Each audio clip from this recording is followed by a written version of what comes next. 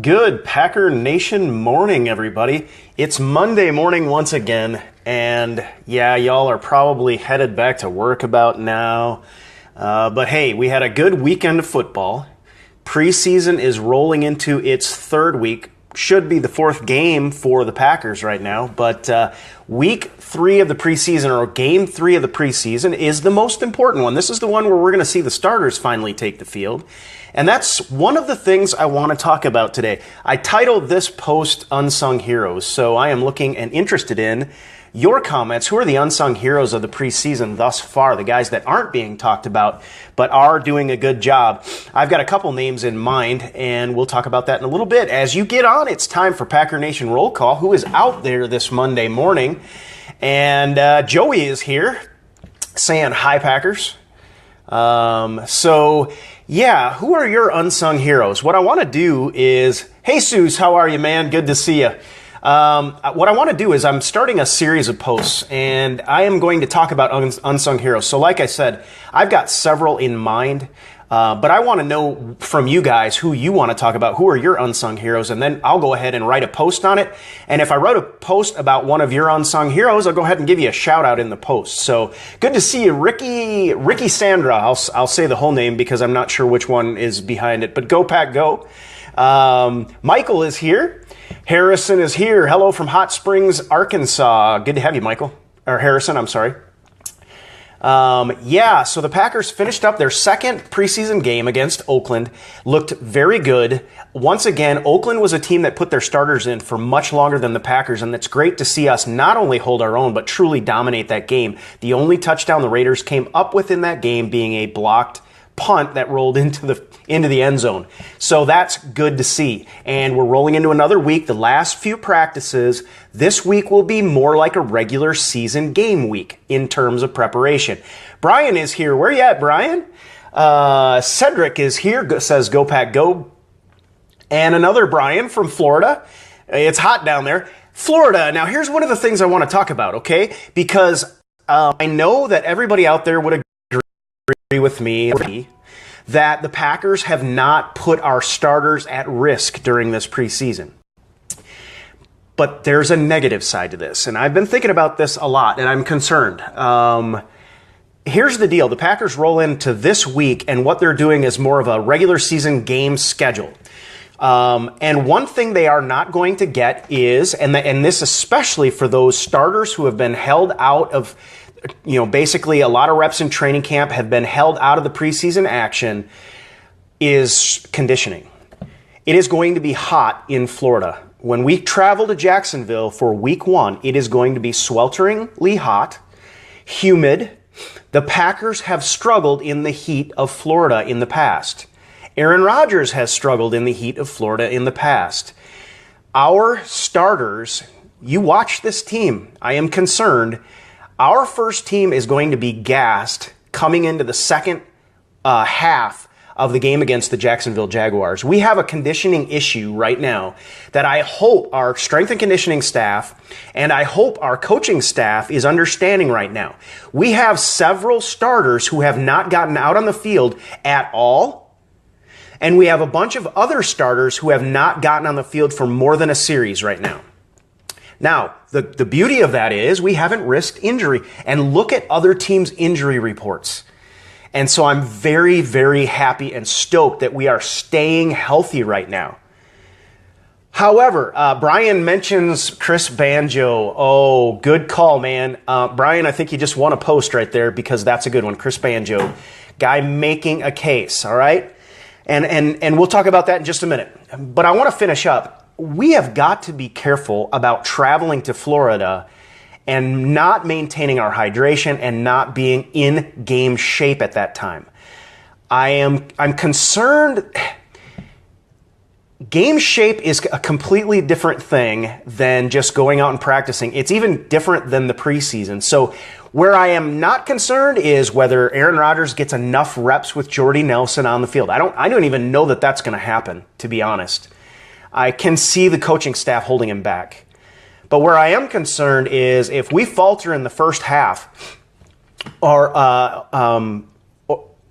Well, if we falter in the first half, I'm concerned. If we don't, if we can continue to run the ball like we have been, and I see that one of my unsung heroes is the entire offensive line of the Green Bay Packers, who have done an absolutely sensational job so far. If we can run it down their throats and we can be up, then we're fine.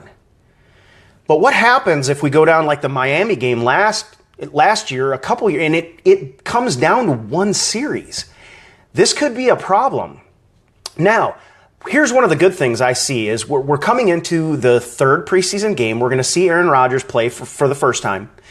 And we're playing against the 49ers, who I've watched. And they are not a team, again, I don't expect the Green Bay Packers to struggle against them. I'm really struggling with my words, frankly. But I don't expect us to struggle against the 49ers. However, I think it's a great test because Chip Kelly's offense will put their foot on the gas when they see our defense start to get gassed, and to help our defense get in game shape. And we'll see more of our starters out on the field a little bit longer. We're going to see Aaron Rodgers get out there. And then hopefully the following week, when our starters will all be resting, hopefully in the practices during that week, we'll go out there and mock up some serious game action and get some serious conditioning under our belts. Now, I'm not saying that our Packer team is not veteran enough to understand how to get in shape and how to be ready for the heat and how to stay hydrated. Make sure you got your fluids and your electrolytes together. But I am a little bit concerned that they haven't been out there for an extended period of time just to get dialed into how difficult playing 4 quarters of football can be. So that's my one concern. However, on the backside of that, I certainly would not trade it for the fact that we have, knock on wood, we've stayed healthy so far. Siri is here. Risto is here, says, hey, Joshua, Milwaukee here, missed the first few minutes. How about the starting 5 on the line? Okay, I just mentioned that because we're talking about unsung heroes. And one of the first on my list is the offensive line of the Green Bay Packers from J.C. Treader on back have looked very good. Now, Jason Spriggs had his struggles against the Oakland Raiders, but this is nothing but good tape for him because he was going up against as good as it gets. And, I mean, our offensive line looks deeper, and if we can stay healthy and Eddie Lacy stays healthy, it's gonna bode very well for the Packers offense. Jared is here, worried about the Cowboys backup. Oh, yeah, Dak. Yeah, he's on fire, without a doubt. But I would still expect by the time we play him in, I guess it's middle of October. I think it's October 16th is the Cowboys game. I think Tony Romo will not have injured himself and been put on IR just yet. So I think we'll be okay, Jared. I'm sure Tony Romo will get put on IR at some point during the season, as usual. But I think maybe he'll last till the middle of October. And you can correct me if I'm wrong, but I think we play like October 6th. Actually, I've got the schedule right here. We play the Cowboys October 16th. So yeah, we'll see. I expect Romo will still be playing, although Dak Prescott he's been on fire. And what a great pickup by those guys. And that's very interesting for a Cowboys team that has a fantastic offensive line, has Tony Romo at quarterback, but has had struggles and definitely needs a solid backup. So speaking of backups, Brett Hundley is kind of on, we have no timeline for his return.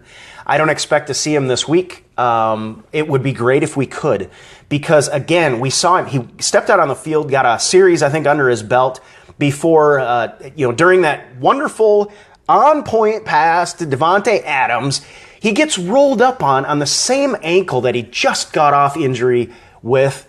And that really sucks for this kid because I was excited to see that. In fact, let's see some hearts. If you were excited to see Brett Hundley play as a young kid with a great attitude, a lot of athleticism, and apparently a fantastic mind to match, the kid had a chance for 5 preseason games, and now that's been cut down to perhaps 1. Let's give a heart for Brett Hundley if you want to wish him well today. and tell him, get well soon, get back on the field. We're excited to see you and really want to watch your development. And, Brett Hundley knows as well as anybody else that no Packer fan wants to see him set foot on the field during the regular season. But we did want to see him get a lot of reps in the preseason. It could be good for his career. And it's been really disappointing not to get to see that, not just because we miss out on watching Brett Hundley, but for the sake of his career and what he is trying to accomplish, which may or may not be with the Packers overall at this point. But the kid he's a great kid. He's an intellectual guy, but he's an athletic guy. He seemed to be another fantastic pickup by Ted Thompson, who has so far a pretty good history with picking up quarterbacks in late rounds. And he picked up a pretty good quarterback late in round 1 once as well. So, it's interesting. But, of course, the most important thing is for him to be healthy just in case. And that's what the Packers coaching staff, strength and conditioning, the doctors they're going to manage him with that in mind. The fact of the matter being he is a backup. And his health is the most important thing, too, so that he can get out on the field if he is called upon, again, knock on wood, heaven forbid, and hopefully not. And the way the offensive line has been playing, I think Aaron Rodgers is going to have a very, very good season. So let's talk about unsung heroes. One that comes to mind to me is Mason Crosby. Mason Crosby will show his mettle if we get into a situation where the Packers have to kick a game-winning field goal. Last year we had that snafu with the game against Detroit, and the ball sort of never got off the ground in that case. But Crosby with 254-yarders in the Browns game, and he has just been money ever since. He's been all the way through training camp. Mason Crosby may have a serious role to play coming down the stretch for the Packers. To me, I think with the way the schedule works out, if the Packers can stay healthy, we have a very good shot at playing that last series of NFC North games this year for home field advantage in the playoffs. And I say that because, number one, I think if we've got the Seahawks at home on December 11th, I think we can win that game. The Cardinals are a team I've got my eye on, and so are the Panthers. The Panthers actually look pretty good right now. But the Packers, I think, will be right in the mix for home field advantage. And home field advantage, let those Carolina Panthers come up to Lambeau Field in December, it's a whole different ball game. So basically what I'm saying is with the schedule that we have, I think we could be playing for home field advantage, and I really want to see those last 3 NFC North games be wins. But if the Packers can stay healthy and Eddie Lacy can stay healthy, I think we can definitely pull that off. December at Lambeau, you've got to run the ball. And I think with Eddie Lacy, the way he's dropped weight, he looks good, and the way our offensive line has been playing, I think we have some special things going on. Risto is asking about, do we have a new punter? And I've thought a lot about this, and the way I don't expect that we do just yet. Because of the way I see our coaching staff and Ted Thompson go about their business. I think they're still in a little bit of a wait-and-see approach. I love the kid. I think he has a legitimate shot, but I'm not ready to say that he is in just yet. This game, they'll put Mastay in, I'm sure, quite a bit during this game because he is the incumbent. But this game may be the deciding factor. Of course, the beauty of having a punter battle is when even the 4th preseason games come around, you're going to have a lot of punting probably going on because at that point you're rotating in guys who are on the bubble. You're just trying to make final decisions for final cuts. But the punting, there's only two players in that game at that point, so they'll get 2 more games, and I'm going to withhold judgment until then. But we will get back to that question. Question at the end of the preseason game. My coffee isn't agreeing with me this morning. So, yeah, I think we've got a serious competition, and that's all I'm willing to say right now, even though I really want to pull for this kid from Green Bay. I think he's from Green Bay. I know he's from Wisconsin. Kicked for the Gophers, but he was also, I believe, a very good holder. He's done well. Mason Crosby has been money. He's done a lot of the holding. Sean, we did roll call earlier. Sean is here, man, so we'll give you that one. Matt says, am I the only one that thinks Lacy looks the same? I don't think Eddie Lacy looks the same, if I'm understanding the comment right. I think his feet are a little quicker.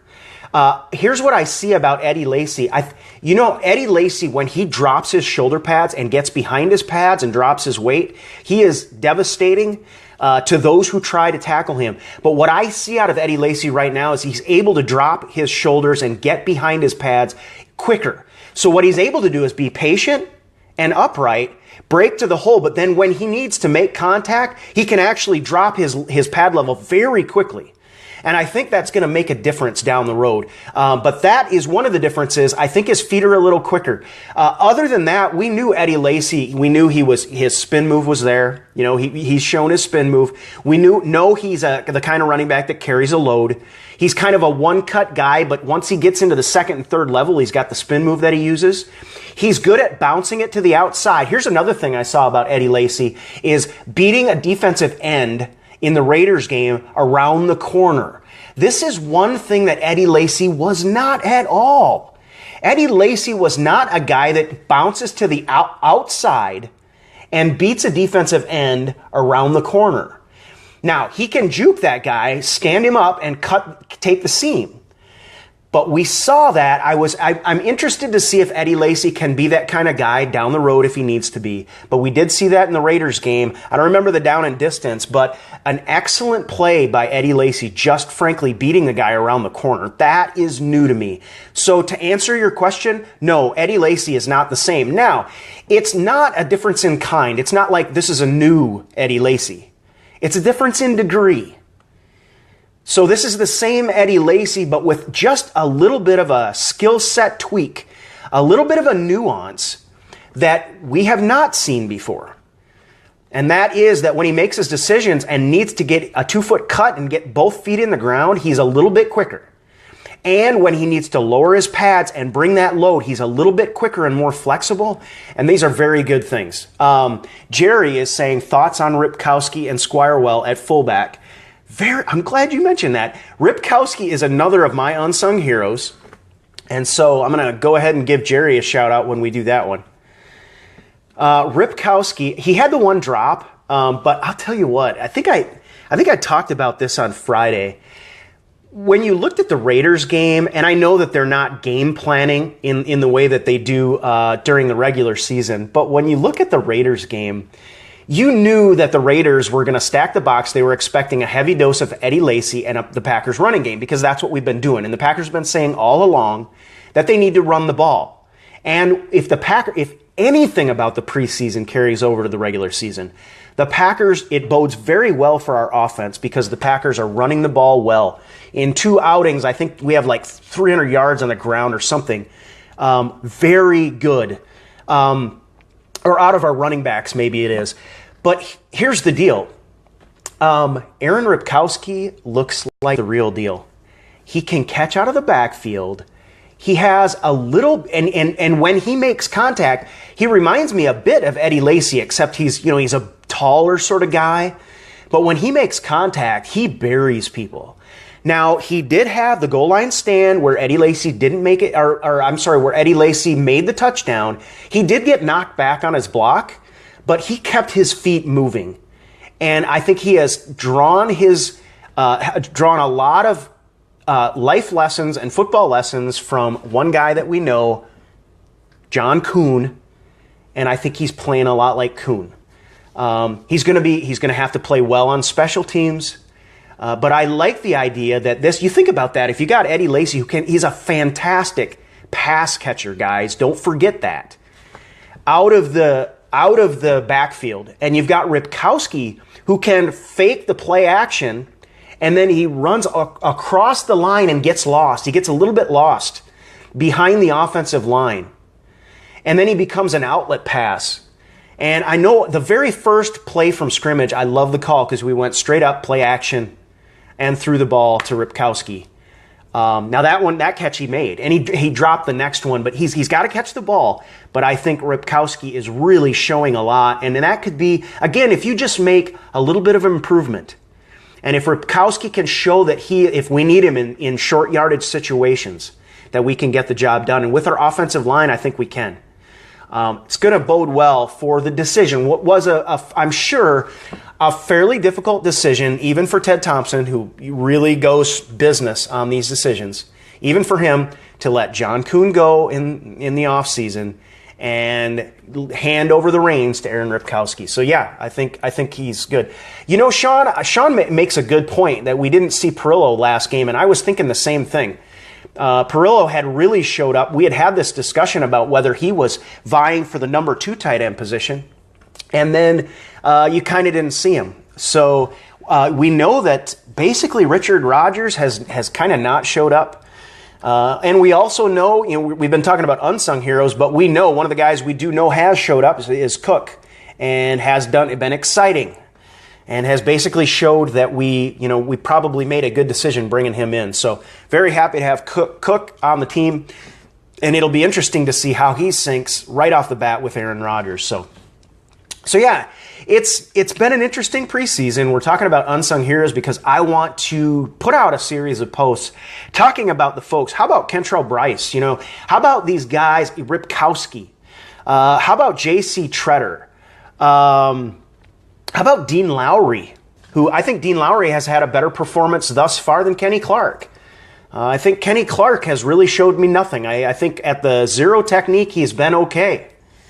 I think when he has to go off the center's shoulder at the 1 technique, gets doubled up, he's really not shown anything, frankly. I found myself watching him play and wishing that we had B.J. Raji back, to be honest.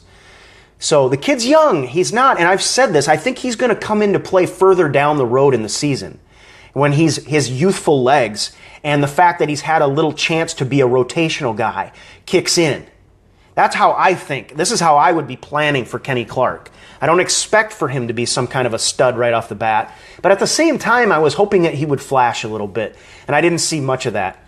You saw him against a double team get completely turned, his back turned to the line of scrimmage. That is the worst position for a defensive lineman to end up in at the end of a play. Singled or doubled, I don't care. So it'll be interesting.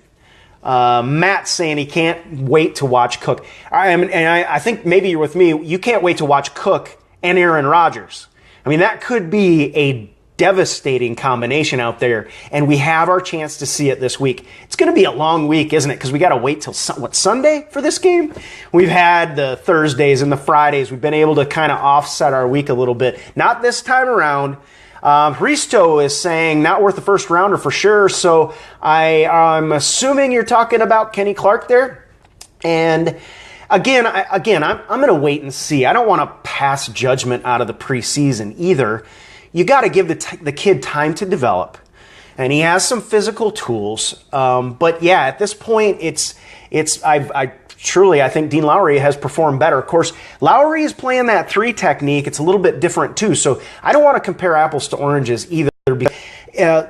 And just philosophically speaking, if you're talking about a 3-4 defense, a guy like Kenny Clark coming in, he's a young kid, and he's playing oftentimes that 0-1 technique in the nose.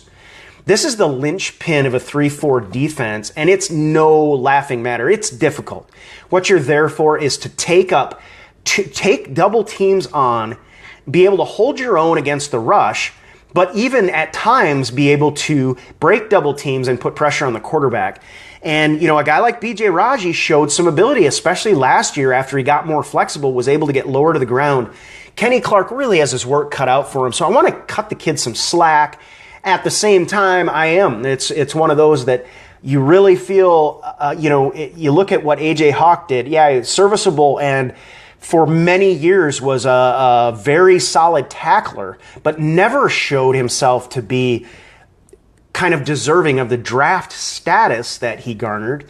And Kenny Clark, you have to kind of wonder that too. So some of us were wondering that about B.J. Raji as well. So we will see. We're going to give Kenny Clark some time. He's going to have some more reps. He's going to get plenty of time then, not only in this game, but in the 4th preseason game. And we'll see how it goes. So I am seeing maybe we do have a Friday game. I thought it was a Sunday this time around. So correction there.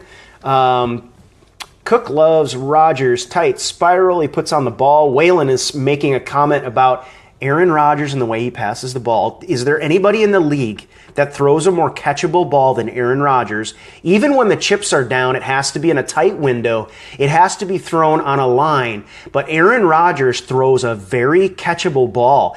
This is one of the differences. I love this. We've talked about the differences between Brett Favre and Aaron Rodgers, and I love that they're apples to oranges types of quarterback because we can love them both for different reasons because they're both fantastic. But I definitely think that Aaron Rodgers throws as catchable a ball as there is out there, and Jared Cook has got to be excited about that. And give me a heart if you are excited, like we've just mentioned, to see Jared Cook and Aaron Rodgers on the field together for the first time. You know Rodgers is going to look for him. He's going to put one on him, and we're going to start to see this tandem come about. Because this Packer wide receiver core is as deep as any in the NFL. I think that we can set records this year. I think this is going to be our year, ladies and gentlemen of Packer Nation. That's my statement right now. Jared is saying that he's going to remain positive about Kenny Clark, and I totally agree. So if I did sound a little bit negative, I apologize. I want to stay positive too, because like I said, this he's hardly been out on the field. He doesn't even turn like 21 until December or something. So we definitely have to wait and withhold judgment for now. However, if I sounded negative, it's just because of when you pick a guy in the first round, you kind of expect in those first couple of preseason games, because he's going to get some reps, that you see the kid flash. You know, we've seen Martinez flash. We've seen Kyler Fackrell flash. I saw Dean Lowry flash. We've seen Jason Spriggs flash. Second rounder. So really what I was looking for is, let's see this guy flash once in a while, because obviously the fundamentals have to be there. The most important, here's what B.J. Raji had early on in his career, is gap soundness at that position. So if Kenny Clark can be a gap sound player and play the rush, hey, I think we're going to be okay. Ned is saying hi to Jared. Jared, I don't know if you caught that. Hey, Ned. Is this the first you got on, man? We're almost done. I'm ready to close it up. Ned, we're going to call you Johnny from now on. Johnny come lately. No, maybe you were here before and I missed you, so I totally understand. Talking about unsung heroes, if you have any other unsung heroes, Alec is mentioning Blake Martinez stopping the runs and looks good. Yes, and those are the guys, when I talk about unsung heroes, I want to talk about the guys that nobody is giving credit to, but we all have to be excited about the possibility of Blake Martinez getting out there, playing well. He's got the communication device. He's getting the defensive communication. Everybody's on the same page. And I think, Ned's saying fine with me. And I think that Martinez could be a very good addition to this Packers defense. And here's the deal. Now, if I want to make a comparison to John Kuhn this year, frankly, it wouldn't be Ripkowski, because I think where Ripkowski has really flashed, it's catching passes out of the backfield. I know Kuhn did that too. But the guy that I thought looked like John Kuhn was Blake Martinez on special teams in punt coverage. When the guy muffed the punt, again, the Raiders punt returner muffed the punt, and he made the beautiful open field tackle, I found myself saying that looks like John Kuhn. And I love to see that. What a freaking awesome special teams play that Blake Martinez had in the Raiders game. Those are going to be huge. Those are potentially game-changing plays. If he can make plays like that against teams like the Seahawks, teams like the Minnesota Vikings, those field position-altering plays could make a huge difference. So, well, guys, it's about time for me to close it up, and I may have gone already long. I hope your Monday is going okay. Yeah, Joshua was mentioning shoestring tackle. You love to see those because they're difficult to make. These punt returners are very shifty and very sudden and athletic. And that was a beautiful tackle, and you could tell he was pumped. He's a spark plug, and as spark plugs on defense are really important. We've got Daniels in there doing that now. We've got a little bit of that in Guyan. We've got, of course, Clay Matthews and Julius Peppers. Our defensive backfield is looking to be very deep right now. On offense, we've got John Crockett, who I think should be fighting for a number 2 role right now. Not only is he playing well, But he is a spark plug as well. And I love watching the way this offense responds to that. The offensive line loves to block for John Crockett right now.